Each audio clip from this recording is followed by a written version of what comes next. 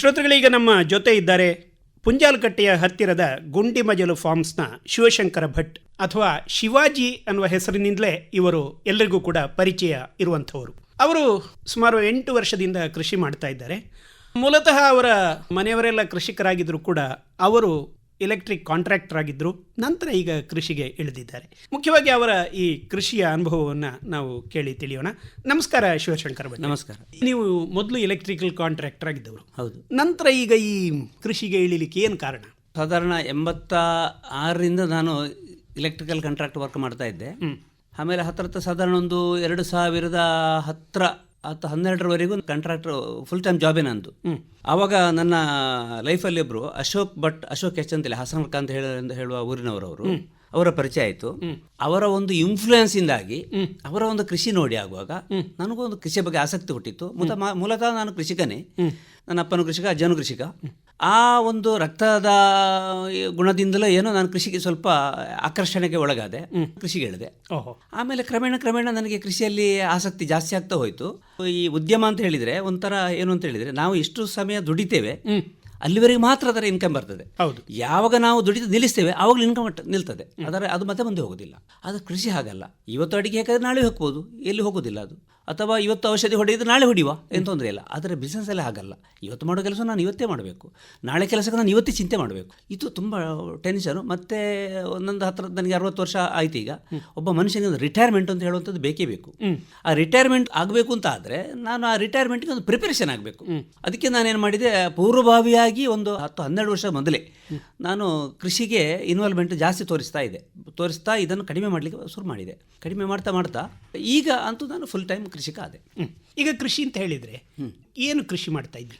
ನನ್ನ ತೋಟ ಏನು ಭಾರಿ ಒಳಗೇನಿಲ್ಲ, ರಾಜ ರಸ್ತೆಯಿಂದ 1 ಕಿಲೋಮೀಟರ್ ಒಳಗಡೆ ಇರೋದು. ತುಂಬ ಎತ್ತಿನ ಗಾಡಿಯಲ್ಲಿ ಜೀಪಲ್ಲಿ ಹೋಗುವಂಥ ಜಾಗ ಏನಲ್ಲ ಅದು. ಎಕ್ದಮ್ ನನ್ನ ಜಾಗ ಭಾರಿ ತುಂಬ ಲೆವೆಲ್ ಇದೆ. ಕ್ರಿಕೆಟ್ ಗ್ರೌಂಡ್ನಾಗಿದೆ ನನ್ನ ಜಾಗ. ಅಲ್ಲಿ ಅಡಿಕೆ, ತೆಂಗು, ಕರಿಮೆಣಸು ಮತ್ತು ಸ್ವಲ್ಪ ಹಣ್ಣಿನ ಗಿಡಗಳು, ಬಾಳೆ, ಇದನ್ನೆಲ್ಲ ಬೆಳೆಸ್ತಾ ಇದ್ದೇನೆ. ಮುಖ್ಯವಾಗಿ ಮೊದಲಿಂದಲೂ ಕೂಡ ನಮ್ಮ ಕರಾವಳಿಯ ಜನಗಳು ಅಡಿಕೆಯನ್ನು ಬೆಳೆಸ್ತಾ ಇರುವಂಥವ್ರು. ನೀವು ಏನೋ ಅಡಿಕೆ ಗಿಡಗಳನ್ನು ಹಾಕಿದ್ದೀರಿ?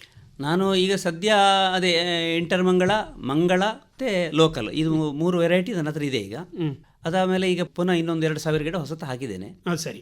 ಈಗ ಈ ಮಂಗಳ ಮತ್ತು ಊರಿನ ಗಿಡ, ಇದರಲ್ಲಿ ವ್ಯತ್ಯಾಸಗಳೇನಾದ್ರು? ಇಂಟರ್ಮಂಗಳಕ್ಕೆ ಆಯುಷ್ಯ ಕಡಿಮೆ, ಹೈಟ್ ಕಡಿಮೆ ಅದು. ಆದರೆ ಅದು ಯಾವಾಗಲೂ ಆಯುಷ್ಯ ಕಡಿಮೆ ಇದ್ದದ್ದು ಉತ್ಪತ್ತಿ ಜಾಸ್ತಿ ಕೊಡ್ತದೆ. ಆದರೆ ಇಂಟರ್ಮಂಗಳ ನಮ್ಮ ವಾತಾವರಣಕ್ಕೆ ಹೊಂದಿಕೆ ಆಗೋದಿಲ್ಲ. ಅದು ಅಡಿಕೆ ಸರಿ ಹಣ್ಣಾಗದೇ ಇರ್ತದೆ, ಒಂಥರ ಅರ್ಧ ಹಣ್ಣಾದಾಗೆ ಕಾಣ್ತದೆ. ಬಟ್ ಅದು ಕಾಯಿ ಅಡಿಕೆ ಇರ್ತದೆ, ಪೂರ್ತಿ ಹಣ್ಣಾಗೋದಿಲ್ಲ ಅದು. ಮತ್ತು ಕಾಯಿಯ ಸಂಖ್ಯೆ ಜಾಸ್ತಿ ಇರೋ ಕಾರಣ ಕೊಳೆ ರೋಗ ಬೇಗ ಅಟ್ಯಾಕ್ ಆಗ್ತದೆ. ಆದ ಕಾರಣ ಇಂಟರ್ಮಂಗಳ ಅಷ್ಟೊಂದು ನನಗಿಷ್ಟ ಆಗಲಿಲ್ಲ. ಆಗ ನಂತರ ಆ್ಯಕ್ಚುಲಿ 1,000 ಇಂಟರ್ಮಂಗಳ ಇದೆ ಈಗ. ಅದು ಸಾಧಾರಣ 10-12 ವರ್ಷ ಆಯಿತು. ಈ ವರ್ಷ ಅದನ್ನು ಕಡಿದು ಅದಕ್ಕೆ ರೀಪ್ಲಾಂಟ್ ಮಾಡಬೇಕು ಅಂತ ಯೋಚನೆ ಮಾಡ್ತಾ ಇದ್ದೇನೆ. ಗಿಡ ತಂದು ರೆಡಿ ಮಾಡ್ತಾ ಇದ್ದೇನೆ. ಸರಿ. ಮಂಗಳ ಇದ್ದದಲ್ಲಿ ಮೋಸ ಇಲ್ಲ, ತೊಂದರೆ ಇಲ್ಲ. ಯಾಕಂತೇಳಿ ಒಂದು 20-22 ವರ್ಷದವರೆಗೆ, ಅದರ ಆ್ಯಕ್ಚುಲಿ ಅದರ ಪೀಕ್ 10 ವರ್ಷ, ಆದರೆ ಒಂದು 20-25 ವರ್ಷದವರೆಗೆ ತೊಂದರೆ ಇಲ್ಲ. ಅದಕ್ಕೂ ಕೂಡ ಕೊಳೆ ರೋಗದ ಸ್ವಲ್ಪ ಹಾವಳಿ ಜಾಸ್ತಿ. ಆದರೆ ಅದರ ಲೋಕಲಿಗೆ ನಾವು ಕಂಪೇರ್ ಮಾಡಿದರೆ ಮಂಗಳ ಬೆಟರ್. ಯಾಕೆಂತ ಹೇಳಿದರೆ ಅದು ಲೋಕಲು 50 ವರ್ಷ ಕೊಡುವಂಥದ್ದು ನಾನು 10 ವರ್ಷದಲ್ಲಿ ಕೊಡ್ತದೆ. ನಮಗೆ ಬೇಕಾದ ಇನ್ಕಮ್. ಈಗ ಆ ಇನ್ಕಮಿಗೆ ಬೇಕಾಗಿ ನಾವು ಮಂಗಳವನ್ನು ಈಗ ಇದು ಮಾಡೋದು ಒಳ್ಳೆಯದು. ನಿಮ್ಮಲ್ಲಿರುವ ಎಲ್ಲ ಗಿಡದಲ್ಲಿ ಕೂಡ ಹೆಚ್ಚಾಗಿ ಮಂಗಳ ಮತ್ತು ಇಂಟರ್ಮಂಗಳ, ಹೌದು, ಮತ್ತೆ ಊರಿದ್ದು ಕೂಡ. ಹೌದು. ಊರಿನ ಗಿಡಗಳನ್ನು ಇಟ್ಕೊಳ್ಳೋದೇನಿಗೆ? ಊರಿನ ಗಿಡ ಅಂತ ಹೇಳಿದರೆ, ಊರಿನ ಗಿಡ ಫಸಲು ಕೊಡುವುದೇ 20 ವರ್ಷ ನಂತರ. ಅಷ್ಟವರೆಗೆ ಅದೇನು ಅಷ್ಟು ದೊಡ್ಡ ಫಸಲು ಕೊಡುವುದಿಲ್ಲ ಅದು. ಆಮೇಲೆ ಅದು ಮಂಗಳದಾಗಿ ನಮಗೆ ಲಾಭದಾಯಕವಾದಂಥ ಒಂದು ಮರ ಅದು. ಮತ್ತು ತುಂಬ ಆಯುಷ್ಯ ಜಾಸ್ತಿ, ಅದಕ್ಕೆ ಕಾಯಿಲೆ ಕಡಿಮೆ ಅಂತ ಲೆಕ್ಕ. ಮತ್ತು ಮಾಮೂಲು ನಾನು ಬೋರ್ಡ್ ಮಿಕ್ಸರನ್ನೇ ನಾನು ಸ್ಪ್ರೇ ಮಾಡೋದು ಹೊರತು ಬೇರೆ ಯಾವುದೇ ರಾಸಾಯನಿಕ ನಾನು ಹೆಚ್ಚಾಗಿ ಅದಕ್ಕೆ ಉಪಯೋಗ ಮಾಡೋದಿಲ್ಲ.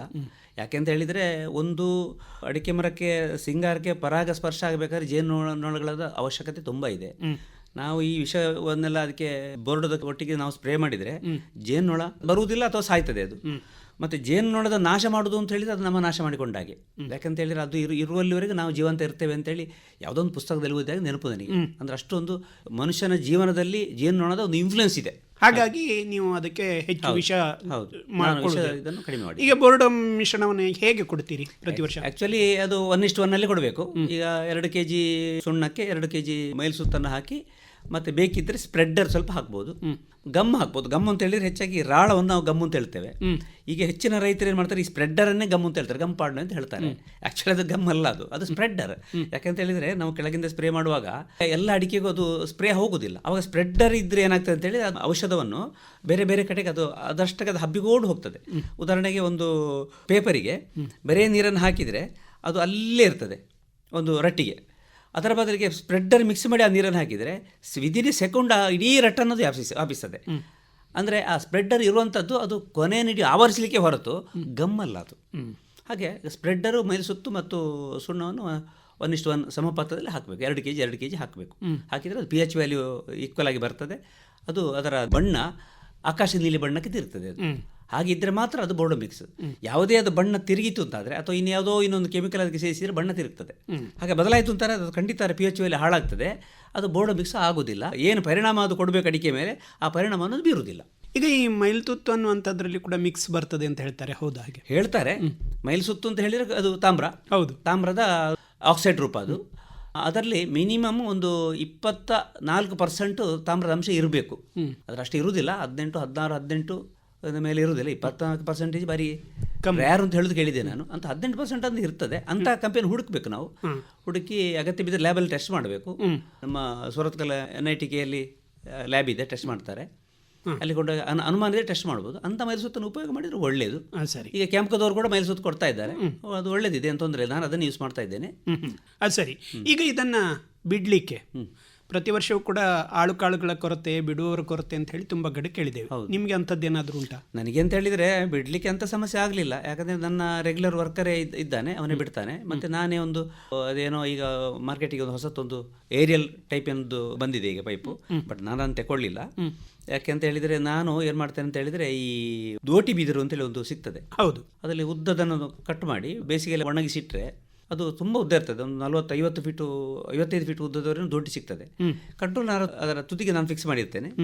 ಅದರ ಗೇಟ್ ವಾಲನ್ನು ಕೆಳಗೆ ಫಿಕ್ಸ್ ಮಾಡಿರ್ತೇನೆ. ಅವಾಗ ಏನಾಗುತ್ತೆ, ನನಗೆ ನೆಲದಿಂದಲೇ ಬಿಡಲಿಕ್ಕೆ ಆಗ್ತದೆ. ಇವರು 50-60 ಸಾವಿರ ರೂಪಾಯಿ ಕೊಡುವುದನ್ನು ನಾನು 2,000 ರೂಪಾಯಿ ಮಾಡ್ತೇನೆ. ಫೈಬರ್ ದೋಟಿ ಉಪಯೋಗಿಸಲಿಲ್ಲ, ನಾನು ಉಪಯೋಗಿಸಲಿಲ್ಲ. ಆದ್ದರಿಂದ ಸಾಮಾನ್ಯ ಹಳ್ಳಿಗಳಲ್ಲಿ ಈ ಥರದ ದೋಟಿಯನ್ನು ಮಾಡ್ಬೋದು, ಮಾಡಿದ್ದಾರೆ. ಎಷ್ಟೋ ಜನರದ್ದು ಇದೆ ಅದು. ನಾನಂತ ಅದನ್ನೇ ಇದು ಮಾಡ್ತಾ ಇದ್ದೇನೆ. ಮತ್ತು ಇನ್ನು ಕೆಲವು ಮರಕ್ಕೆ ಹತ್ತಬೇಕಾಗ್ತದೆ. ಅಂಥ ಸಂದರ್ಭದಲ್ಲಿ ಇನ್ನೊಂದು ದೋಟಿ ಇದೆ ನನ್ನ ಹತ್ರ.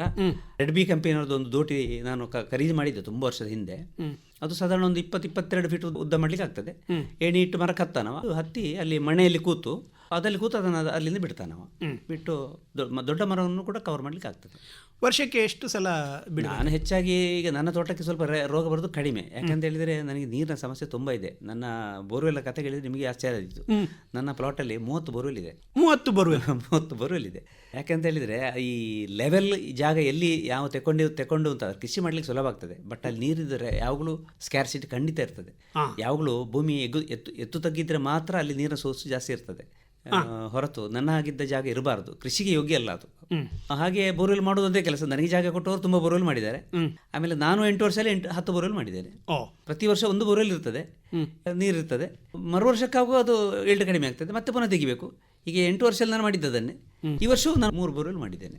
ಹೀಗೆ ಬೋರ್ವೆಲ್ ಜಾಸ್ತಿ ಮಾಡೋದ್ರಿಂದ ತಾಪತ್ರಯಗಳು ಜಾಸ್ತಿ ಆಗ್ತದೆ. ಈ ಸರ್ತಿ ನಾನು ನೀರಿನ ಟ್ಯಾಂಕಿ ಮಾಡುವಂತ ಹೊರಟೆ. 1.25 ಕೋಟಿ ಲೀಟರ್ ಟ್ಯಾಂಕಿ ಮಾಡುವ ಅಂತ ಹೊರಟೆ. ಕಾಂಕ್ರೀಟ್ ಅಲ್ಲಿ ಕೊಟೇಶನ್ ಕೇಳೋ 99 ಲಕ್ಷಕ್ಕೆ ಕೊಟೇಶನ್ ಕೊಟ್ಟಾವ. ಆ ಭೂಮಿ ಅರ್ಧ ಭೂಮಿ ನಾನು ಮಾರಬೇಕಾದಿತ್ತು, ಅದನ್ನು ಕೈ ಬಿಟ್ಟೆ. ಆಮೇಲೆ ಇನ್ನೀಗ ಪಾಲಿಥೀನ್ ಪ್ಲಾಸ್ಟಿಕ್ ಹಾಕಿ ಮಾಡುವಂತ ಟ್ಯಾಂಕಿ ಇದೆ. ಅದಾದ್ರೂ ಒಂದು 20 ಲಕ್ಷ ಬೇಕು. ಗರಿಷ್ಠ ಒಂದು 80 ಲಕ್ಷ ಲೀಟರ್ ನೀರು ಬೇಕಾದರೂ ಒಂದು 20 ಲಕ್ಷ ಬೇಕು. ಹಾಗಾದ್ರೆ ಈಗ ಈ ವರ್ಷ ನಾನು ಗಿಡ ಹಾಕಿದೆ, ಹಾಗೆ ನನ್ನ ಬಜೆಟ್ ಗೊತ್ತಾಯಿತು. ಮತ್ತು ಈ ವರ್ಷ ನೀರಿನ ಇದು ನನಗೆ ಕಷ್ಟ ಕಡಿಮೆ ಆಯಿತು. ಮತ್ತು ನೀರಿದ್ದೊಂದು ಗುಟ್ಟು ಗೊತ್ತಾಯ್ತು ನನಗೆ. ಯಾಕೆಂತ ಹೇಳಿದರೆ ನಾವು ಮೊದಲು ಕೃಷಿ ಮಾಡುವಾಗ ನೀರಿನ ಉಪಯೋಗ ಹೇಗೆ ಮಾಡ್ತಿದ್ದೇವೆ ಅಂತ ಹೇಳಿದರೆ 24/7 ಅಂದರೆ ಏಕ್ದಮ್ ಬೋರ್ವೆಲ್ಲನ್ನು ರನ್ ಮಾಡ್ತಾ ಅದರ ಕೆಪಾಸಿಟಿ 5 HP ಇದ್ದರೆ ಅಥವಾ ಅದರ ಕೆಪಾಸಿಟಿ ಒಂದು ದಿವಸಕ್ಕೆ 1 ಲಕ್ಷ ಲೀಟ್ರ್ ಇದ್ದರೆ ನಾನು 2 ಲಕ್ಷ ಲೀಟ್ರ್ ನೀರು ತೆಗಿತಾ ಇದ್ದೆ. ಅದರಿಂದಾಗಿ ಅದು ಬೋರ್ವೆಲ್ಲು ಏನಾಯಿತು, ಕೊಲಾಪ್ಸ್ ಆಗೋದು ಅಂತ ಹೇಳುವಂಥ ವಿಚಾರವನ್ನು ಈ ವರ್ಷ ನಾನು ಕಂಡುಕೊಂಡೆ. ಅದಕ್ಕೆ ನಾನು ಏನು ಮಾಡಿದೆ ಅಂತ ಹೇಳಿದರೆ, ನಾನು ಎಲ್ಲ ಬೋರ್ವೆಲ್ಗೂ 2 ಗಂಟೆಯ ಮೇಲೆ ರನ್ ಮಾಡೋದಿಲ್ಲ. 5 ಬೋರ್ವೆಲ್ ಇದೆ ನನ್ನ ಹತ್ರ ಈಗ. ಆ ಬೋರ್ವೆಲ್ನ ನೀರನ್ನು ಇನ್ನೊಂದು 2 ಲಕ್ಷ ಲೀಟರ್ನ ಒಂದು ಕಾಂಕ್ರೀಟ್ ಟ್ಯಾಂಕಿ ಮಾಡಿದ್ದೆ ನಾನು. ಆ ಟ್ಯಾಂಕಿ ಒಳಗೆ ಹಾಕ್ತಾ ಇದ್ದೇನೆ. ಅದರೊಳಗೆ ಒಂದು ಮೋಟ್ರಾಗಿ ಆ ಮೋಟ್ರಿಂದ ನಾನು ಗಿಡಗಳಿಗೆ ಲಿಫ್ಟ್ ಮಾಡ್ತಾ ಇದ್ದೇನೆ. 9,000 ಡ್ರಿಪ್ಪರ್ ಒಂದೇ ಸಲ ವರ್ಕ್ ಆಗುವಂಥ ಮೋಟ್ರ್ ಅದು. ಅದರಲ್ಲಿ ನಾನು ಲಿಫ್ಟ್ ಮಾಡ್ತಾ ಇದ್ದೇನೆ. ಆದ ಕಾರಣ ನನಗೆ ಕಳೆದ ವರ್ಷ ಯಾವ ಬೋರ್ವೆಲಲ್ಲಿ ಈಲ್ಡ್ ಕಮ್ಮಿ ಆಗಿದೋ ಆ ಬೋರ್ವೆಲ್ ಈ ವರ್ಷ ಈಲ್ಡ್ ಕಮ್ಮಿ ಆಗಲಿಲ್ಲ, ಕಡಿಮೆ ಆಗಲಿಲ್ಲ. ಯಾಕಂದರೆ ನಾನು ನೀರು ತೆಗೆಯೋದಿದ್ದದ್ದು ಬರೀ ಒಂದು 30% ಮಾತ್ರ, 70% ನಾನು ಬೋರ್ವೆಲ್ಲೇ ಬಿಟ್ಟೆ. ಇದು ಒಂದು ಕಾರಣ ಅಂತ ಹೇಳುವಂಥದ್ದು ನಾನು ಈ ವರ್ಷ ಕಂಡುಕೊಂಡೆ. ಆದ ಕಾರಣ ಇನ್ನೂ ನನಗೆ ಬೋರ್ವೆಲ್ಲು ಮಾಡುವಂಥ ಅವಶ್ಯಕತೆ ಬರಲಿಕ್ಕಿಲ್ಲ ಅಂತ ಅನಿಸ್ತದೆ ಒಂದು. ಎರಡನೇ ಟ್ಯಾಂಕಿಯ ಮಾಡುವಂಥ ಪ್ರೋಗ್ರಾಮನ್ನು ಇನ್ನೂ ಸ್ವಲ್ಪ ವರ್ಷ ಮುಂದೆ ಹಾಕ್ಬೋದು ಅಂತ ಅನಿಸ್ತದೆ ನನಗೆ. ಅದರ ಜೊತೆಗೆ ಈಗ ಇತ್ತೀಚಿನ ದಿನಗಳಲ್ಲೆಲ್ಲ ಹೇಳ್ತಾರೆ ಈ ನೀರಿಂಗಿಸುವಿಕೆಯಿಂದಾಗಿ ಸ್ವಲ್ಪ ಈ ಬೋರ್ವೆಲ್ನ ಕ್ಷಮತೆಯನ್ನು ಜಾಸ್ತಿ ಮಾಡ್ತಾರೆ ಅಂತ ಹೇಳ್ತಾರೆ. ಆದರೆ ಅದು ದಕ್ಷಿಣ ಕನ್ನಡಕ್ಕೆ ಅದು ಉಪಕಾರಿ ಅಲ್ಲ. ಯಾಕೆಂತೇಳಿ ನಾನು ಈ ನೀರಿಂಗಿಸುವ ಕಾರ್ಯಕ್ರಮ ನಾನು ಮಾಡಿದ್ದೇನೆ. ಅದು ಏನಾಗ್ತದೆ ಅಂತ ಹೇಳಿದರೆ, ದಕ್ಷಿಣ ಕನ್ನಡದ ಅಂತ ಇದು ಪರಶುರಾಮ ಸೃಷ್ಟಿಯ ಭೂಮಿ ಇದು. ಇಲ್ಲಿ ನೀರು ಇಂಗಿಸಿಕೊಳ್ಳುವಂಥ ಶಕ್ತಿ ಭೂಮಿಗಿಲ್ಲ. ಅದೇನಾಗ್ತದೆ ಇಲ್ಲಿ ಅಂದರೆ ಸಿಕ್ಕಾಪಟ್ಟೆ ಮಳೆ ಬರುವ ಕಾರಣ ನೀರೆಲ್ಲ ಏನಾಗ್ತದೆ ಕೂಡಲೇ ಕೊಚ್ಚಿಕೊಂಡು ಸಮುದ್ರಕ್ಕೆ ಸೇರಿಬಿಡ್ತದೆ. ಇಲ್ಲಿ ನಮ್ಮದು ಆ್ಯಕ್ಚುಲಿ ಬರಡು ಭೂಮಿ, ಅಂದರೆ ಒಳ್ಳೆ ಸತ್ತ ಇರುವಂಥ ಮಣ್ಣೆಲ್ಲ ಸಮುದ್ರ ಸೇರಿರ್ತದೆ. ನಾವು ಕೃತಕ ಗೊಬ್ಬರಗಳನ್ನು ಹಾಕಿ ಇಲ್ಲಿ ನಾವು ಕೃಷಿ ಮಾಡೋದು ಹೊರತು ಇಲ್ಲಿ ಯಾವ ಕೃಷಿಗೂ ಯೋಗ್ಯ ಭೂಮಿ ಅಲ್ಲ ಇದು. ಆದರೆ ಎಲ್ಲವೂ ಕೃಷಿ ಮಾಡಲಿಕ್ಕಾಗ್ತದೆ. ಈಗ ಹಾಸನದಾಗೆ ಶಿವಮೊಗ್ಗದಾಗೆ ಯಾವುದೋ ಒಂದು ಬೆಳೆಗೆ ಸೀಮಿತವಾದ ಆಲೂಗಡ್ಡೆ, ನೀರುಳ್ಳಿ, ಬಟಾಟೆ ಮಾಡುವಂಥ ಆ ರೀತಿ ಇಲ್ಲಿ ಮಾಡಲಿಕ್ಕೆ ಸಾಧ್ಯ ಇಲ್ಲ. ಇಲ್ಲಿ ಎಲ್ಲವನ್ನು ಬಟಾಟೆಯೂ ಮಾಡ್ಬೋದು, ಕಾಫಿಯೂ ಮಾಡ್ಬೋದು, ಏಲಕ್ಕಿಯೂ ಮಾಡ್ಬೋದು. ಆದರೆ ಯಾವುದು ಒಂದು ಆ ಸಿಸ್ಟಮ್ಯಾಟಿಕ್ ಆಗಿ ಮಾಡಲಿಕ್ಕೆ ಆಗೋದಿಲ್ಲ. ಬಟ್ ಆಗ್ತದೆ ಅಂತ ಹೇಳಿದರೆ ನಾವು ಎಲ್ಲ ಹೊರಗಿಂದ ಇಲ್ಲಿ ಫರ್ಟಿಲೈಸರ್ ಹೊರಗಿಂದ ಕೊಡಬೇಕು, ಭೂಮಿ ತಗೊಳ್ಳೋದಿಲ್ಲ. ಅದೇ ರೀತಿ ಬೋರ್ವೆಲ್ ಕೂಡ ಇಲ್ಲಿ ನೀವು ಬೋರ್ವೆಲ್ ಇಂಗಿಸಿದರೆ ಒಂದೋ ಹತ್ತಿರದ ತೋಡಲ್ಲಿ ಹೊಸರಾಗಿ ಕೂಡಲೇ ಹೊರಗೆ ಬರ್ತದೆ. ಈಗ ನನಗೇನು ಅನುಭವ ಆಯಿತು ಅಂತ ಹೇಳಿದರೆ, ನನ್ನ 5 ಡ್ರೈ ಬೋರ್ವೆಲಲ್ಲಿ, ಅಂದರೆ ನಾನು ಈ ಬೋರ್ವೆಲ್ ಎಲ್ಲರೂ ಹೆಚ್ಚಾಗಿ ಬೋರ್ವೆಲ್ ಮಾಡಿ ಡ್ರೈ ಆದರೆ ಅದನ್ನು ಪೈಪ್ ತೆಗೆದು ತಗೊಂಡು ಹೋಗ್ತಾರೆ. ಪೇಪರಲ್ಲಿ ನೀವು ಟಿ ವಿ ಮಾಧ್ಯಮದಲ್ಲೆಲ್ಲ ನಾವು ನೋಡ್ತಾ ಇದ್ದೇವಲ್ಲ, ಬೋರ್ವೆಲ್ಗೆ ಬಿದ್ದು ಮಗು ಬಿತ್ತು, 80 ಫೀಟ್ ಆಳಕ್ಕೆ ಬಿತ್ತು, ಅದು ತೆಗಿಲಿಕ್ಕೆ ಕೋಟಿಗಟ್ಟಲೆ ಖರ್ಚು ಮಾಡ್ತಾರೆ ಅಂತೇಳಿ. ಅದಕ್ಕೆ ನಾನು ಯಾವುದೇ ಬೋರ್ವೆಲ್ನ KC ಪೈಪ್ ತೆಗೆಯೋದಿಲ್ಲ. KC ಹಾಗೆ ಬಿಡ್ತೇನೆ, ನಾನು ತೆಗೆಯೋದಿಲ್ಲ ಅದನ್ನು. ಈಗ ಲಕ್ಷಗಟ್ಟಲೆ ರೂಪಾಯಿಯ KC ಪೈಪ್ ನನ್ನ ಜಾಗದಲ್ಲಿ ಇದೆ, ನಾನು ತೆಗೆಯೋದಿಲ್ಲ. ಯಾಕಂದರೆ ನಾಳೆ ಅಪಾಯ ಬೇಡ ಅಂತೇಳಿ ಅದಕ್ಕೆ ಕ್ಯಾಪ್ ಹಾಕಿ ಬಂದ್ ಮಾಡಿ ಬಿಡ್ತೇನೆ. ಈ ಬೋರ್ವೆಲ್ ನೀರಿನಲ್ಲಿ ಇಂಗಿಸುವಾಗ ನಾನು ಒಂದು ಎತ್ತರದ ಜಾಗದಲ್ಲಿ ಬೋರ್ವೆಲ್ ಇದೆ, ದೊಡ್ಡ ಅಂಗಳ ಇದೆ ಅಲ್ಲಿ. ಸರ್ ಒಂದು 2.5 ಎಕರೆ ನನ್ನ ಅಡಿಕೆ ಅಂಗಳ ಇದೆ. ಅಂಗಳದ ನೀರೆಲ್ಲ ಬೋರ್ವೆಲ್ಗೆ ಬರ್ತದೆ, ಆ ಬೋರ್ವೆಲ್ನ ಬುಡಕ್ಕೆ ಬರ್ತದೆ. ಅದು ಬದಿಯಲ್ಲಿದೆ. ಆ ಬೋರ್ವೆಲ್ನಲ್ಲಿ ನಾನು ಇಂಗಿಸುವಂಥ ಅದೇ ಏನು ಮೆಥಡ್ ಇದೆ ಅದನ್ನು ನಾನು ಮಾಡಿದ್ದೇನೆ. ನೀರೆಲ್ಲ ಬೋರ್ವೆಲ್ ಇಳಿತದೆ. ಇಳಿದು ಒಂದು 15 ಮಿನಿಟ್ ಆಗುವ ಉಳಿದ ಎಲ್ಲ ಬರಡು ಬೋರ್ವೆಲ್ಗಳಲ್ಲಿ ಓವರ್ಫ್ಲೋ ಆಗಲಿ ಶುರು ಆಗ್ತದೆ. ಅಂದರೆ ನೀರು ತಗೊಳ್ಳೋದಿಲ್ಲ ಅದು. ಇನ್ನೊಂದು ಅರ್ಧ ಗಂಟೆಗಳಲ್ಲಿ ಈ ಬೋರ್ವೆಲ್ ಕೂಡ ಓವರ್ಫ್ಲೋ ಆಗಲಿ ಶುರು ಆಗ್ತದೆ. ಅಂದರೆ ನೀರು ತಗೊಳ್ಳೋದಿಲ್ಲ, ನೀರನ್ನು ಕೂಡಲೇ ಹೊರಗೆ ಬಿಡ್ತದೆ. ಇದು ತಗೊಳ್ಳುತ್ತದೆ ಅಂತೇಳಿ ತಗೊಳ್ಳೋದಿಲ್ಲ ಅಂತಿಲ್ಲ. ಈಗ ಒಂದು ಅರ್ಧ ಇಂಚು ನೀರು, 1 ಇಂಚು ನೀರು ಅಷ್ಟು ತಗೊಳ್ತದೆ. ಅದು ಗೊತ್ತೇ ಆಗೋದಿಲ್ಲ. ಹಾಗಂತೇಳಿ ನಾವು ಮಾಮೂಲಿ ಈಗ ಶಿವಮೊಗ್ಗ, ಹಾಸನ ಸೈಡಲ್ಲಿ ನೀರು ಕೊಟ್ಟಾಗೆ ಇಲ್ಲಿ ತಗೊಳ್ಳೋದಿಲ್ಲ. ಅದು ಇಮಿಡಿಯೇಟ್ 10 ಮಿನಿಟಲ್ಲಿ ಎಲ್ಲ ನೀರಿಲ್ಲದ ಬೋರ್ವೆಲ್ಲ ಓವರ್ಫ್ಲೋ ಆಗಲಿ ಶುರು ಆಗ್ತದೆ. ಆದ ಕಾರಣ ಇಲ್ಲಿ ಅದು ಸಕ್ಸಸ್ ಅಲ್ಲ ಅಂತ ನನ್ನ ಅಭಿಪ್ರಾಯ. ಸರ್, ಈಗ ನೀವು ಅಡಿಕೆ ಕೃಷಿಯಲ್ಲಿ ಬೋರ್ಡ ಮಿಶ್ರಣಕ್ಕಾಗಿ ನೀವು ದೋಟಿಯಿಂದಾಗಿ ಮಾಡ್ತಾ ಇದ್ದೀರಿ. ಕೊಯ್ಲಿಕ್ಕೂ ಕೂಡ ಇದೇ ವ್ಯವಸ್ಥೆಯ? ಕೊಯ್ಲಿಕ್ಕೆ ಕೂಡ ಅದೇ ವ್ಯವಸ್ಥೆ, ಅದೇ ದೊಡ್ಡ ಕತ್ತಿ ಕಟ್ತೇನೆ. ಅದರ ಇದು ನಾಸಿಲ್ ತೆಗಿತೇನೆ, ಕತ್ತಿ ಕಟ್ತೇನೆ. ಕತ್ತಿ ಕಟ್ಟಿ ಕತ್ತಿಯಲ್ಲಿ ಎಳಿತಾನವ. ದೊಡ್ಡ ಮರ ಹತ್ರ ಹತ್ತಿ ತೆಗಿತಾನೆ. ಮತ್ತೆ ಕೊಯ್ದ ಅಡಿಕೆಯನ್ನು ಸಾಗಿಸ್ಲಿಕ್ಕೆ ನನ್ನ ಹತ್ರ ಈಗ ಇದಿದೆ, ಯಾವುದೋ ಒಂದು ಓಮಿನಿ ಇಟ್ಟುಕೊಂಡಿದ್ದೇನೆ. ನಾನು ಸೀಟ್ ಎಲ್ಲ ಕಳಿಸಿದ್ದೇನೆ. ಬರೀ ಡ್ರೈವರು ಫೆವಿಲಿಯನ್ ಪ್ಯಾಸೆಂಜರ್ ಕೂತ್ಕೊಳ್ಳೋಷ್ಟು ಮಾತ್ರ ಜಾಗ ಇರೋದು ಅಲ್ಲಿ. ಮತ್ತು ಪೂರ್ತಿ ಅದು ಕಾಲಿರ್ತದೆ. ತೋಟದೊಳಗೆ ಹೋಗಿ ಅಡಿಕೆಯನ್ನು ವ್ಯಾನಿಗೆ ತುಂಬಿಸ್ತಾರೆ ಎಲ್ಲ. ಅಂದರೆ ನನ್ನ ತೋಟದ ಒಳಗೆ ಪ್ರತಿ 5 ಸಾಲಿಗೆ ಒಂದು ರಸ್ತೆ ಇದೆ. ಆ ರಸ್ತೆಯಲ್ಲಿ ಕಾರು ಹೋಗುವ ರೀತಿಯಲ್ಲೇ ಇದೆ. ಆ ಅಡಿಕೆಯನ್ನು 5 ಸಾಲಿನ ಅಡಿಕೆ ಅಂತಂದು ರೋಡ್ ಸೈಡಲ್ಲಿ ಇಡ್ತಾರೆ. ಒಬ್ಬ ವ್ಯಾನ್ ತಂದ ಕೂಡಲೇ ಅದಕ್ಕೆ ಲೋಡ್ ಮಾಡ್ತಾನೆ, ತಗೊಂಡು ಬರ್ತೇನೆ. ಅಕಸ್ಮಾತ್ ನನಗೆ ಪುರ್ಸೊತ್ತಿಲ್ಲ, ನಾನು ಇಲ್ಲಿ ಮನೇಲಿ ಇಲ್ಲ ಅಂತ ಆದರೆ ನನ್ನ ಹತ್ರ ಇನ್ನೊಂದು ಮೋಟೋ ಕಾರ್ಟ್ ಗಾಡಿ ಇದೆ. ಅದನ್ನು ಹೆಂಗಸರು ಕೂಡ ಆಪರೇಟ್ ಮಾಡ್ತಾರೆ. ನನ್ನ ಕೆಲಸವರು ಎಲ್ಲ, ನನ್ನ ಕೆಲಸವರೆಲ್ಲ ಹೆಂಗಸರೇ, ಗಂಡಸರು ನಾನು ಇಟ್ಟುಕೊಳ್ಳಿಲ್ಲ. ಅವರು ಕೂಡ ಆಪರೇಟ್ ಮಾಡ್ತಾರೆ. ಅವರು ಸಾಧಾರಣ ಒಂದು ಹತ್ತಿರ ಒಂದು 100-150 kg ಅಡಿಕೆಯನ್ನು ಅದರಲ್ಲಿ ತುಂಬಿಸಿಕೊಂಡು ಅಂಗಳಕೊಂಡು ಹಾಕ್ತಾರೆ. ಮತ್ತು ನನ್ನ ಲೆವೆಲ್ ಜಾಗ ಯಾರಿಗೂ ಕಷ್ಟ ಆಗೋದಿಲ್ಲ. ಆದ್ದರಿಂದ ಇದಕ್ಕೆ ಆಟೋಮೇಷನ್ ಒಂದು ಲೆಕ್ಕದಲ್ಲಿ ಚಿಕ್ಕದಾಗಿ ಮಾಡಿದ್ದೇನೆ. ಈಗ ಅಡಿಕೆಯಲ್ಲಿ ಪ್ರತಿ ವರ್ಷ ಕೂಡ ಇತ್ತೀಚಿನ ದಿನಗಳಲ್ಲಿ ಏನೂ ತೊಂದರೆ ಆಗಲಿಲ್ಲ, ಆದರೆ ಮುಂದಿನ ದಿನಗಳಲ್ಲಿ ಅಡಿಕೆ ಕಷ್ಟ ಆಗ್ಬೋದು ಅಂತ. ಇಲ್ಲ, ನಾನು ಅದನ್ನು ಒಪ್ಪೋದಿಲ್ಲ. ಯಾಕೆ ಅಂತ ಹೇಳಿದರೆ ಇದು ಕ್ರಾಂತಿಯುಗ. ಸಾಧಾರಣ ಒಂದು 50 ವರ್ಷ, ಅದರ ಹಿಂದೆ ಬೇಡ ನಮಗೆ, 50 ವರ್ಷ ಇದು ಕ್ರಾಂತಿಯುಗ. ಇಲ್ಲಿ ಮೊಬೈಲು ಯಾರ ಹತ್ರ ಒಬ್ಬರ ಹತ್ರ ಇತ್ತು, ಈಗ ಮೊಬೈಲ್ ಯಾರ ಹತ್ರ ಬೇಡ ಅಂತ ಆಗಿದೆ. ಇದು ಬರೀ ಕೆಲವೇ ವರ್ಷದಲ್ಲಿ. ಟಿ ವಿಯು ಮೊನ್ನೆ ಬಂತು, ಈಗ ಟಿ ವಿ ಯಾರಿಗೂ ಬೇಡ. ಈಗ ಬೇರೆ ಬೇರೆ ಮೆಥಡು ಇದೆ, ಪ್ರೊಜೆಕ್ಟರ್ ಟಿ ವಿಗಳು ಬಂದಿದೆ. ಅದೇ ರೀತಿ ಅಡಿಕೆಯನ್ನು ಕೂಡ ಹಾಗೆ, ಅಡಿಕೆ ಕಾಫಿ ಮಾಡಲಿಕ್ಕೆ ಯಾರೋ ಒಬ್ಬರು ಪ್ರಯತ್ನ ಮಾಡ್ತಾ ಇದ್ದಾರೆ.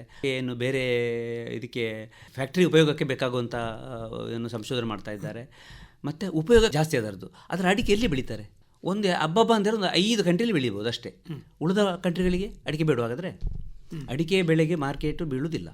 ಅಡಿಕೆ ಬೆಳೆಗೆ ಯಾವಾಗ ಮಾರ್ಕೆಟ್ ಬೀಳ್ತದೆ ಅಂತ ಹೇಳಿದರೆ, ನಾವು ಏನು ಮಾಡ್ತೇವೆ, ರೈತರು ಪ್ರಾಮಾಣಿಕವಾಗಿ ಅಡಿಕೆಯನ್ನು ಅದನ್ನು ಸಂಸ್ಕರಣ ಮಾಡಿ ನಾವು ಮಾರ್ಕೆಟಿಗೆ ಕೊಂಡೋಗ್ತೇವೆ. ಅಲ್ಲಿ ಏನಾಗ್ತದೆ ಅಂದರೆ ಅಡಿಕೆಯ ಕಲಬೆರಕೆ ಆಗ್ತದೆ, ಇದು ಸಮಸ್ಯೆ. ಮತ್ತು ಕಳ್ಳ ಸಾಗಾಟದಿಂದ ಅಡಿಕೆ ಬರ್ತದೆ, ಇದು ಸಮಸ್ಯೆ. ಅದು ಬಿಟ್ಟರೆ ಅಡಿಕೆಗೆ ನನ್ನ ಮಟ್ಟದಲ್ಲಿ ಅಡಿಕೆಗೆ ರೇಟ್ ಕಡಿಮೆ ಆಗೋ ಚಾನ್ಸಸ್ ಖಂಡಿತ ಇಲ್ಲ. ನಾವು ಅಂದರೆ ಭೂಮಿ ಕೃಷಿ ಜಾಸ್ತಿ ಆಗ್ಬೋದು, ಭೂಮಿ ದೊಡ್ಡದಾಗೋದಿಲ್ಲಲ್ಲ, ಭೂಮಿ ಇದ್ದಾಗ ಇರ್ತದೆ, ಅದೇನು ಎಸ್ಪೌಂಡ್ ಆಗ್ತಾ ಹೋಗೋದಿಲ್ಲಲ್ಲ. ಹಾಗೆ ಅಡಿಕೆ ಆಗುವಂಥ ಜಾಗಗಳು ಅದು ಎಲ್ಲ ಕಡೆ ಈಗ ತುಂಬ ಚಳಿ ಇದರಲ್ಲಿ ಅಡಿಕೆ ಆಗೋದಿಲ್ಲ. ಅಲ್ಲಿ ಚಳಿಯಲ್ಲಿ ಏನು ಬೆಳಿಬೇಕು ಅದನ್ನೇ ಬೆಳೀತಾರೆ ಹೊರತು ಅಡಿಕೆಯನ್ನು ಬೆಳೀಲಿಕ್ಕೆ ಆಗೋದಿಲ್ಲ.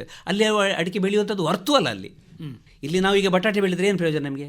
ನಾವು ಬೆಳಿತೇವಾ? ಯಾಕೆ ಬೆಳೆಯೋದಿಲ್ಲ? ನಮಗೆ ಅದು ಅರ್ಥಲ್ಲ ಅದು. ಅದೇ ರೀತಿ ನಮಗೆ ಅಡಿಕೆ ಬರ್ತಿಲ್ಲ, ಯಾಕಂದರೆ ಅಡಿಕೆಗೆ ನಾವು ಸೆಟ್ ಆಗಿದೆ, ಅಡಿಕೆ ನಮಗೆ ಗೊತ್ತಿರೋ ಬೆಳೆ. ಮತ್ತು ಅಡಿಕೆಗೆ ಹೇಗೆ ಮಾರ್ಕೆಟ್ ಮಾಡಬೇಕು, ಹೇಗೆ ಸಂಸ್ಕರಣೆ ಮಾಡಬೇಕು ಅಂತ ಹೇಳುವಂಥದ್ದು ನಮಗೆ ರಕ್ತಗತವಾಗಿ ಅದು ಬಂದಂಥ ಒಂದು ವಿದ್ಯೆ ಅದು. ಹಾಗಿರುವ ಕಾರಣ ಅಡಿಕೆಗೆ ಮಾರ್ಕೆಟ್ ಬೀಳ್ತದೆ ಅಂತೇಳಿ ಯಾರು ಹೇಳಿದ್ದು ನಾನು ಒಪ್ಪೋದಿಲ್ಲ ಅದನ್ನು. ಸರಿ, ಇದರ ಜೊತೆ ಬೇರೆ ಎಡೆ ಬೆಳೆಗಳನ್ನು ಏನು ಮಾಡ್ತೀರಿ? ನಾನು ಕರಿಮೆಣಸು ಮಾಡ್ತೇನೆ.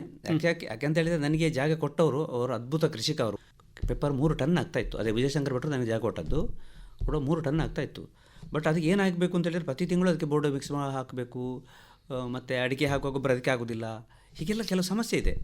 ಮತ್ತು ಅದಕ್ಕೆ ಬೇಸಿಗೆಯಲ್ಲಿ ನೀರು ಜಾಸ್ತಿ ಆಗಬಾರ್ದು, ಅದಕ್ಕೆ ನೀರು ಜಾಸ್ತಿ ಬೇಡ, ಒಳ್ಳೆ ಮೆಣಸಿಗೆ ನೀರು ಜಾಸ್ತಿ ಕೇಳುವುದಿಲ್ಲ ಅದು. ಅಂಥದ್ದೆಲ್ಲ ಕೆಲವು ವಿಚಾರಗಳೆಲ್ಲ ನನಗೆ ಸ್ವಲ್ಪ ಮಾಹಿತಿಯ ಕೊರತೆಯಿಂದಾಗಿ ನಾನು ಸ್ವಲ್ಪ ಕೈ ಸುಟ್ಕೊಂಡೆ. ಅಂತೂ ಒಂದೂವರೆ ಟನ್ನು ನಾನು ಈಗ ಬೆಳೀತಾ ಇದ್ದೇನೆ.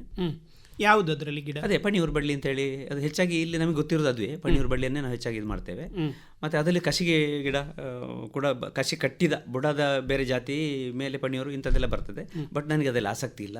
ಯಾಕಂತ ಹೇಳಿದರೆ ಅದನ್ನು ಪ್ರತಿ ತಿಂಗಳು ಅದನ್ನು ಚಿಗುರನ್ನು ತೆಗಿತಾ ಬೇಕು. ಇಲ್ಲ ಅಂತ ಹೇಳಿದರೆ ಅದು ಬೆಳೀತದೆ, ಕರಿಮೆಣಸು ಬಳ್ಳಿ ಹಾಳಾಗ್ತದೆ. ಅದರಿಂದ ನಾನು ಬರೀ ಕಸಿ ಕಟ್ಟಿದ ನಾನು ಅಷ್ಟು ಅದರ ಬಗ್ಗೆ ಉತ್ಸಾಹ ಇಲ್ಲ ನನಗೆ. ನೀವು ಇದರಲ್ಲಿ ಕೊಕ್ಕೋ ಬೆಳೆಸಿದ್ದೀರಾ? ಕೊಕ್ಕೋಕ್ಕೆ ನಾನು ವಿರೋಧಿ. ಯಾಕೆ ವಿರೋಧ ಅಂತ ಹೇಳಿದರೆ, ಒಂದು ತೋಟದೊಳಗೆ ಸರಿಯಾಗಿ ಹೋಗ್ಲಿಕ್ಕೆ ಆಗೋದಿಲ್ಲ. ಈಗ ನನ್ನ ತೋಟ ಅಂತ ಹೇಳಿದರೆ 9 ಗ್ಯಾಪಲ್ಲಿದೆ, ಆರಾಮದಲ್ಲಿ ಹೋಗ್ಲಿಕ್ಕೆ ಆಗ್ತದೆ. ಇನ್ನು ಅಕಸ್ಮಾತ್ ಎಡೆಗಿಡ ಹಾಕಬೇಕು ಅಂತ ನನಗೇನು ಸಮಸ್ಯೆ ಇಲ್ಲ. ಮತ್ತು ಸರಿ ತೋಟದಲ್ಲಿ ಗಾಳಿ ಆಡಬೇಕು.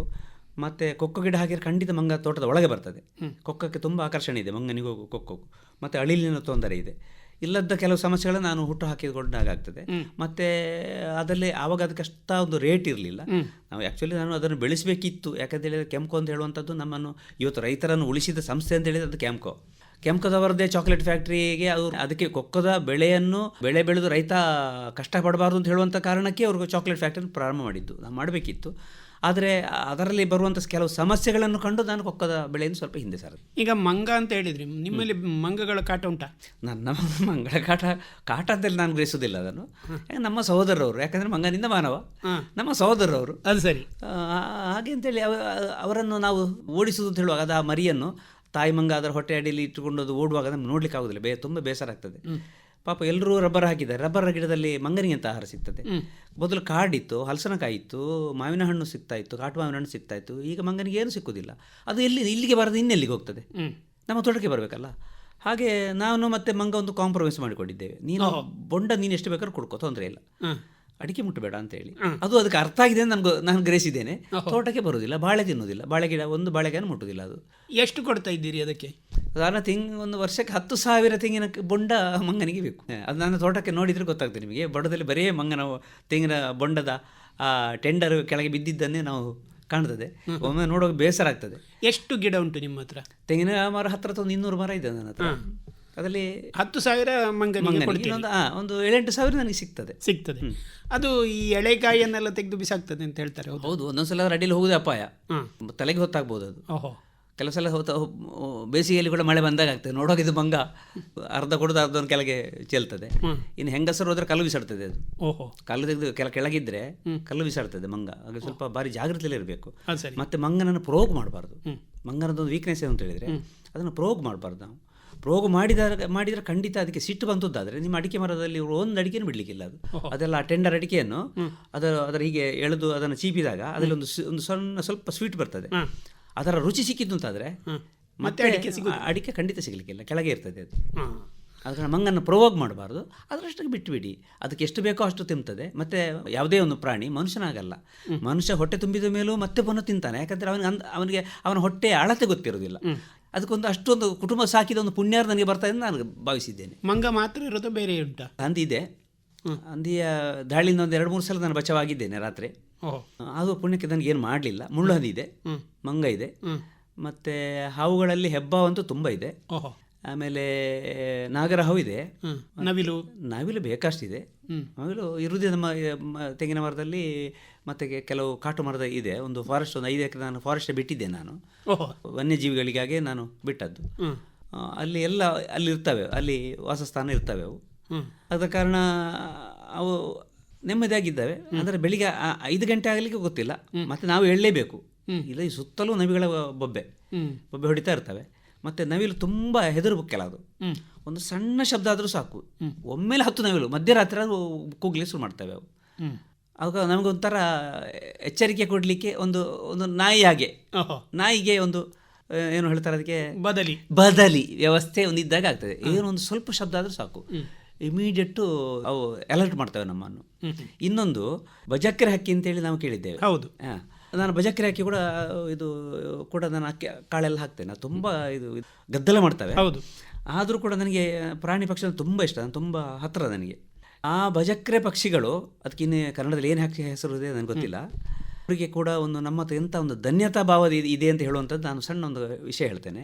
ಇತ್ತೀಚೆಗೆ ಒಂದು ವಾರದ ಹಿಂದೆ ಮನೆಯ ಪಕ್ಕವೇ, ಮನೆಯಲ್ಲಿ ಬಟ್ಟೆ ಒಗೆಯುವ ಜಾಗದಲ್ಲಿ ಒಂದು 10-20 ಬಜಕ್ರೆ ಹಕ್ಕಿಗಳು ಸಿಕ್ಕಾಬಟ್ಟೆ ಹೊಡಿತಾ ಇದ್ವು ಅವು. ಮತ್ತು ಅವರ ನೇಚರ್ ಅಂತೇಳಿ ನಾನು ಸುಮ್ಮನೆ ಇದ್ದೆ. ಆದರೂ ಅದರ ಏನೋ ನಾನು ಬರಿತಾ ಇದ್ದೆ, ನನಗೆ ಡಿಸ್ಟರ್ಬ್ ಆಯಿತು ಅಂತೇಳಿ ಸೀದಾ ಹೋಗುವಾಗ ಒಂದು ಕಂದಡಿ ಹಾವು ಒಂದು ನನ್ನ ಇದಕ್ಕೆ ಬಟ್ಟೆ ಒಗೆಯುವಲ್ಲಿಗೆ ಬರಲಿಕ್ಕೆ ಅದು ಟ್ರೈ ಮಾಡ್ತಾ ಇದೆ. ಈ ಹಕ್ಕಿಗಳು ಅದನ್ನು ಸುತ್ತ ಕೂತು ಅದನ್ನು ಹಂದಡ್ಲಿಕ್ಕೆ ಬಿಡ್ತಾ ಇರಲಿಲ್ಲ, ಅದರ ಮೂಮೆಂಟ್ ಆಗಲಿಕ್ಕೆ ಬಿಡ್ತಾ ಇರಲಿಲ್ಲ. ನಾನು ಹೋಗಿ ಮತ್ತೆ ಉದ್ದದ ಒಂದು ಪೈಪ್ ತಗೊಂಡು ಅದನ್ನು ಕುಟ್ಟಿದ ಕೂಡಲೇ ಅದು ಮತ್ತೆ ಗುಡ್ಡೆಗೆ ಹೋಯಿತು. ನಾನು ಅಲ್ಲಿ ಹೋದ ಕೂಡಲೇ ಈ ಹಕ್ಕಿಗಳೆಲ್ಲ ಎಲ್ಲಿ ಹೋದು ಅಂತ ಇಲ್ಲ, ಅಂದರೆ ನನಗೆ ಎಚ್ಚರಿಕೆ ಕೊಡಲಿಕ್ಕೆ ಬಂದದ್ದು. ಆವಾಗ ಖಂಡಿತ ನನಗೆ ಎಂಥ ಒಂದು ಧನ್ಯತಾ ಭಾವ ಇದೆ ಈ ಪಕ್ಷಿಗಳಲ್ಲಿ, ಪ್ರಾಣಿಗಳಲ್ಲಿ. ಅಂದರೆ ಅವರನ್ನು ನಾವು ಪ್ರೀತಿ ಮಾಡಿದರೆ ಅವು ನಮ್ಮನ್ನು ಪ್ರೀತಿ ಮಾಡ್ತೇವೆ ಅಂತ ಹೇಳುವಂಥದ್ದಕ್ಕೆ ಇದರಷ್ಟು ಒಳ್ಳೆ ನಿದರ್ಶನ ನಾನು ಬೇರೆ ಕಾಣಲಿಲ್ಲ.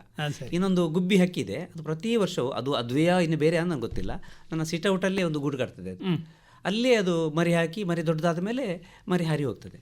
ಅದು ಒಂದು ಸೀಸನ್ ತಗೊಳ್ಳಿ ಮತ್ತೊಂದು ಬರ್ತದೆ. ಎಲ್ಲಿ ಹೆಚ್ಚು ನಾವು ಹಬ್ಬ ಬಂದರೆ 3 ಅಡಿಗೆ ಹಬ್ಬ, ನಾನು ಆ ಸಿಟೌಟಿಗೆ ನನಗೆ ಇರುವಂಥ ವ್ಯತ್ಯಾಸ. ಆದರೂ ಅದಕ್ಕೆ ಏನೋ ನನ್ನ ಹತ್ರ ನಂಬಿಕೆ ಅಂತ ನನಗೆ ಅನ್ನಿಸಿತು. ಅದು ಪ್ರತಿ ವರ್ಷವೂ ಮರಿ ಇರ್ತದೆ ಅಲ್ಲಿ. ಅದು ನಿಮ್ಮ ಮತ್ತು ಪ್ರಾಣಿಗಳ ನಡುವಿನ ಸಂಬಂಧ. ಮತ್ತು ನಾನು ಬೇಸಿಗೆಯಲ್ಲಿ ನಾನು ಈ ಹಳೆ ಫ್ರಿಜ್ಗಳನ್ನು ತೆಗೊಳ್ತೇನೆ. ತೆಕ್ಕೊಂಡು ಅದರ ಮೂತಿಯನ್ನು ವರ್ಕ್ಶಾಪಲ್ಲಿ ಕಟ್ ಮಾಡಿದರೆ ಒಳಗಿನ ಇದೆಲ್ಲ ತೆಗಿತೇನೆ ನಾನು. ತೆಗೆದಾಗ ಅದೊಂಥರ ಟಬ್ಬಿನಾಗ ಆಗ್ತದೆ ಅಂತ ಅದನ್ನೊಂದು 2-3 ತಂದು ಗುಡ್ಡೆಯಲ್ಲೆಲ್ಲ ಇಡ್ತೇನೆ ನಾನು.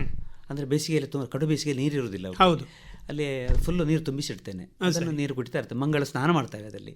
ಅದೆಲ್ಲ ನೋಡಿದೆ ಒಂದು ಖುಷಿ.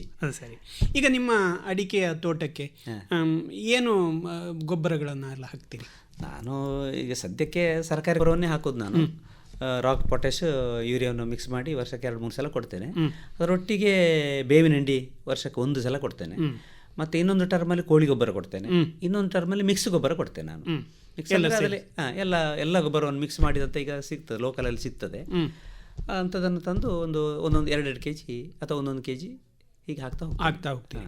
ಈಗ ನಿಮ್ಮದು ನೀರಾವರಿಗೆ ಏನು ಇದು ನೀವು ಹೇಳಿದ್ರಿ ಬೋರ್ವೆಲ್ ಅಂತ, ಅಲ್ಲಿಂದ ಡ್ರಿಪ್ ಇರಿಗೇಷನ್? ಡ್ರಿಪ್ ಇರಿಗೇಷನ್, ಪೂರ್ತಿ ಡ್ರಿಪ್ ಇರಿಗೇಷನ್. ಯಾಕಂದರೆ ನನಗೆ ಜಾಗ ಕೊಟ್ಟವರು ಇರುವಾಗ ಅವರು ಬರೀ 1.5 ಇಂಚು ನೀರಿದ್ದದ್ದು. ಸಾಧಾರಣ ಒಂದು 5-6 ಸಾವಿರ ಗಿಡಕ್ಕೆ 1.5 ಇಂಚು ನೀರಲ್ಲಿ ಅವರು ಇದು ಮಾಡ್ತಾ ಇದ್ರು. ಅಂದರೆ ಅವರು ಆ ಥರ ನಿದ್ರೆ ಮಾಡ್ತಿರ್ಲಿಲ್ಲ. 24/7 ಅವರು ಸುತ್ತಾಡ್ತಾ ಇದ್ರು. ಈಗ ನನಗೇನಾಗಿದೆ ಅಂತೇಳಿ ನಾನು ಟ್ಯಾಂಕಿ ಮಾಡಿದೆ, ನೀರನ್ನು ಅದಕ್ಕೆ ಫಿಲ್ ಮಾಡ್ತೇನೆ. ನನಗೆ ಒಂದು ದಿವಸಕ್ಕೆ 1,40,000 ಲೀಟರ್ ನೀರು ಬೇಕು ನನಗೆ ಡ್ರಿಪ್ ಇರಿಗೇಷನಲ್ಲಿ. ಸ್ಪ್ರಿಂಕ್ಲರ್ ಆದರೆ ಅದರ 4 ಪಟ್ಟು ಬೇಕು, ನೆನ್ಬಿಟ್ಟುಕೊಳ್ಳಿ. ಆದರೆ ಡ್ರಿಪ್ ಇರಿಗೇಷನಲ್ಲಿ 1,40,000 ಲೀಟರ್ ಫರ್ ಡೇಗೆ ನನಗೆ ಬೇಕು ಅಂತ. ನಂದು 2 ಲಕ್ಷ ಲೀಟರ್ನ ಕೆಪಾಸಿಟಿ ಟ್ಯಾಂಕಿ ಮಾಡಿದೆ ನಾನೊಂದು, ಕಾಂಕ್ರೀಟ್ ಇದ್ದು. ನೀರೆಲ್ಲ ಅದಕ್ಕೆ ಬಂದು ಬೀಳ್ತದೆ. ಮತ್ತು ಎಲ್ಲದಕ್ಕೂ ನಾನು ಮೊಬೈಲ್ ಸ್ಟಾರ್ಟರ್ ಹಾಕಿದ್ದೇನೆ. ನಾನು ಕಳೆದ ವರ್ಷ ನಾನು ಕಾಶಿಗೆ ಹೋಗಿದ್ದೆ. ಕಾಶಿಯಲ್ಲಿ ಕೂತು ನಾನು ಆಪರೇಟ್ ಮಾಡ್ತಾ ಇದ್ದೆ ನನ್ನ ಎಲ್ಲ ಪಂಪ್ಗಳನ್ನು. ಅಂದರೆ ಯಾವ ತೋಟದಲ್ಲಿ ಯಾವ ಗೇಟ್ ವಾಲ್ ಇಲ್ಲ, 9,000 ಡ್ರಿಪ್ಪರ್ ಒಂದೇ ಸಲ ವರ್ಕ್ ಆಗ್ತದೆ. ಆ ರೀತಿ ಔಟ್ಪುಟ್ ಇದೆ ಮೋಟ್ರಿಗೆ. ಗೇಟ್ ವಾಲ್ ಇಲ್ಲದ್ದು ತೊಂದರೆ ಆಗೋದಿಲ್ವಾ? ಇಲ್ಲ, ಏನಾಗೋದಿಲ್ಲ. ಯಾಕಂತ ಹೇಳಿದ್ರೆ ಮೋಟ್ರಿನ ಔಟ್ಪುಟ್ ಅಷ್ಟಿದೆ. ಅದು ಸಣ್ಣ 50,000 ಲೀಟರ್ ಔಟ್ಪುಟ್ ಇದೆ, ಅದು ಒಂದೇ ಸಲ ಹೋಗ್ತದೆ. ಮತ್ತೆಲ್ಲ 9-10 ಲೀಟರ್ನ ಡ್ರಿಪ್ಪರ್ಗಳಿರುವ ಕಾರಣ ಎಲ್ಲದಕ್ಕೂ ಹಂಚಿ ಹೋಗ್ತದೆ. ಮತ್ತೆ ಅಲ್ಲಲ್ಲಿ CC ಕ್ಯಾಮರಾ ಹಾಕಿದ್ದೇನೆ. CC ಕ್ಯಾಮರಾ ನಾನು ಅಬ್ಸರ್ವ್ ಮಾಡ್ತಾ ಇರ್ತೇನೆ. ಎಲ್ಲಿ ಫಿಲ್ಟರ್ ಹತ್ರ ಒಂದು CC ಕ್ಯಾಮರಾ ಹಾಕಿದ್ದೇನೆ, ಟ್ಯಾಂಕಿಗೆ ಒಂದು CC ಕ್ಯಾಮರಾ ಹಾಕಿದ್ದೇನೆ, ರೋಡ್ ಸೈಡ್ಗೆ ಒಂದು ಹಾಕಿದ್ದೇನೆ. ಅದ ಕಾರಣ ಆ CC ಕ್ಯಾಮರಾ ಮತ್ತು ಪಂಪಿನ ಸ್ಟಾರ್ಟರ್ ಇರೋರು ಒಂದು CC ಕ್ಯಾಮರಾ ಹಾಕಿದ್ದೇನೆ. ಈ CC ಕ್ಯಾಮರಾ ನಾನು ಅದನ್ನು ಅಬ್ಸರ್ವ್ ಮಾಡ್ತಾ ಇರ್ತೇನೆ. ಏನು ತೊಂದರೆ ಆಗಿದೆ, ನೀರು ಟ್ಯಾಂಕಿ ಬರ್ತಾ ಇದೆಯಾ, ನೀರು ಖಾಲಿ ಆಗ್ತಾ ಇದೆಯಾ ಅಂತ ಹೇಳುವಾಗ ನನಗೆ ಸ್ಪಷ್ಟವಾಗಿ ಕಾಣ್ತದೆ. ಅದ ಕಾರಣ ನಾನು ರಾತ್ರಿ ಎಲ್ಲ ಹೆಚ್ಚು ಓಡಾಡುವಂಥ ಅವಶ್ಯಕತೆ ಬೀಳುವುದಿಲ್ಲ. ಆದರೂ ಸೀಸನಲ್ಲಿ ಹೋಗಬೇಕಾಗ್ತದೆ. ಯಾಕಂತ ಹೇಳಿದರೆ ಡ್ರಿಪ್ಪರ್ ಬ್ಲಾಕ್ ಆಗ್ತದೆ. ಎಷ್ಟೇ ಫಿಲ್ಟರ್ ಹಾಕಲಿ, ನಾನು ಸ್ಯಾಂಡ್ ಫಿಲ್ಟರ್ ಹಾಕಲಿ, ಸ್ಕ್ರೀನ್ ಫಿಲ್ಟರ್ ಹಾಕಲಿ, ಯಾವ ಫಿಲ್ಟರ್ ಹಾಕಿದರೂ ಕೂಡ ಬ್ಲಾಕ್ ಆಗ್ತದೆ. ಸರಿ. ಆವಾಗ ಏನಾಗ್ತದೆ, ಕ್ರಾಸ್ ಚೆಕ್ ಮಾಡ್ತಾ ಹೋಗಬೇಕಾಗ್ತದೆ. ಅದು ನಾನು ನೀರು ಬಿಡೋದು ರಾತ್ರಿ ಆದ ಕಾರಣ, ಯಾಕಂದರೆ ಹಾಗೆಲ್ಲ ವೋಲ್ಟೇಜ್ ಇರೋದಿಲ್ಲ. ಆಗ ನಾನು ಮಧ್ಯರಾತ್ರಿ 2 ಗಂಟೆಗೆ ನೀರು ಹಾಕೋದು. ನಾನು ಯಾವಾಗಲೂ 2 ಗಂಟೆಗೆ ನೀರು ಟ್ಯಾಂಕಿ ಫುಲ್ ಆಗಿರ್ತದೆ. 2 ಗಂಟೆಯಿಂದ 4 ಗಂಟೆ ಅಂದರೆ ದಿವಸಕ್ಕೆ 2 ಗಂಟೆ ನೀರು ಹಾಕೋದು ನಾನು. ಆ 2 ಗಂಟೆ 4 ಗಂಟೆ ನಾನು ತೋಟದಲ್ಲಿ ಇರ್ತೇನೆ ಬೆಳಗಾತ.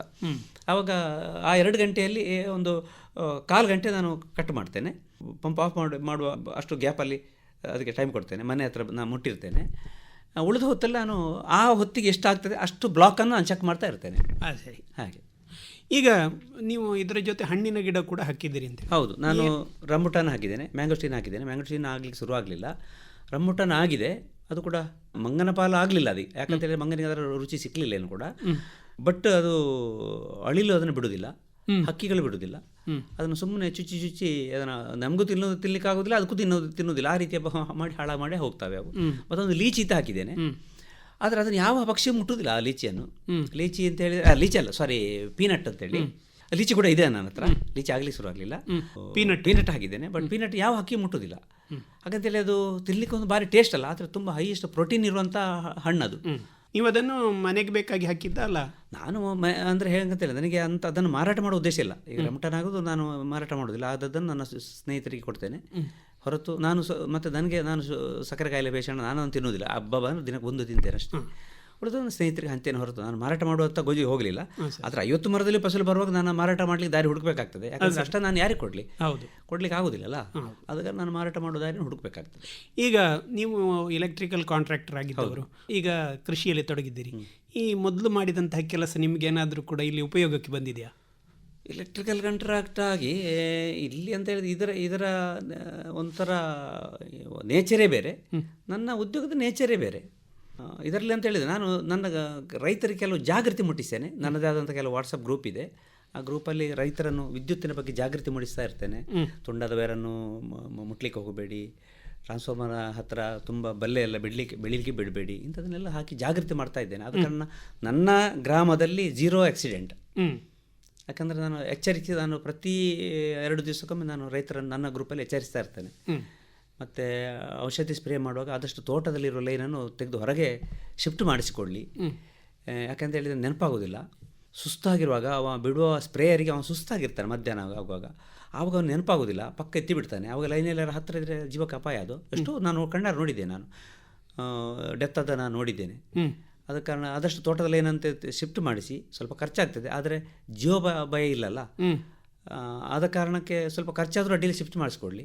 ಅಕಸ್ಮಾತ್ ಇಲ್ಲ ಶಿಫ್ಟ್ ಮಾಡಲಿಕ್ಕೆ ಆಗೋದಿಲ್ಲ ಅಂದರೆ ಸ್ವಲ್ಪ ಜಾಗ್ರತೆಯಲ್ಲಿರಿ. ಅಲ್ಲಿ ಖುದ್ದು ಆ ಜಾಗವನ್ನು ಸ್ಪ್ರೇ ಮಾಡುವಾಗ ನೀವು ರೈತರು ಅಲ್ಲೇ ನಿಲ್ಲಿ. ಅವನು ಬಿಟ್ಟು ಹೋಗೋಲ್ಲಿವರೆಗೆ ಅವನಿಗೆ ಜಾಗ್ರತೆ ಹೇಳಿ ನಿಲ್ಲಿ. ಅವನನ್ನು ಬಿಟ್ಟು ನೀವೆಲ್ಲರೂ ಹೋಗಬೇಡಿ ಅಂತೇಳಿ ನಾನು ಜಾಗ್ರತೆ ಮಾಡ್ತಾ ಇರ್ತೇನೆ. ಇದು ನನಗೆ ತುಂಬ ಉಪಯೋಗ. ಈ ಕೃಷಿಗಳಲ್ಲದೆ ಇದು ಪಾರಂಪರಿಕ ಕೃಷಿಗಳು, ಇದಲ್ಲದೆ ಹೊಸದಾಗಿ ಏನಾದರೂ ಮಾಡುವಂಥ ಇದ್ದದ್ದು ಉಂಟು? ಅದು ಒಂಥರ ಮೂರ್ಖತನದವೋ ಎಂತ ನನಗೆ ಅರ್ಥ ಆಗೋದಿಲ್ಲ.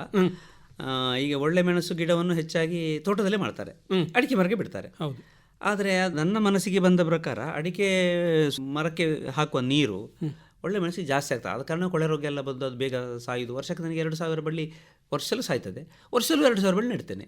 ಇದೇ ಒಂಥರ ಕಾರ್ಯಕ್ರಮ ಆಗ್ತದೆ. ಅದರ ಬದಲಿಗೆ ಈಗ ನಾನು ಗುಡ್ಡೆಯಲ್ಲಿ ಒಂದು 2000 ಅಡಿಕೆ ಗಿಡ ಹಾಕಿದ್ದೇನೆ. ಅಲ್ಲಿ 2 ಅಡಿಕೆ ಗಿಡ ಮಧ್ಯೆ ಈಗ ನಾನು ಕರಿಮೆಣಸಿನ ಬೆಳ್ಳ ನಟ್ಟಿದ್ದೇನೆ. ಈಗ ಸ್ವಲ್ಪ ಅದಕ್ಕೆ ಶೇಡ್ ಕೊಟ್ಟಿದ್ದೇನೆ. ತುಂಬ ಬಿಸಿಲಿನ ಜಾಗ ಅದು.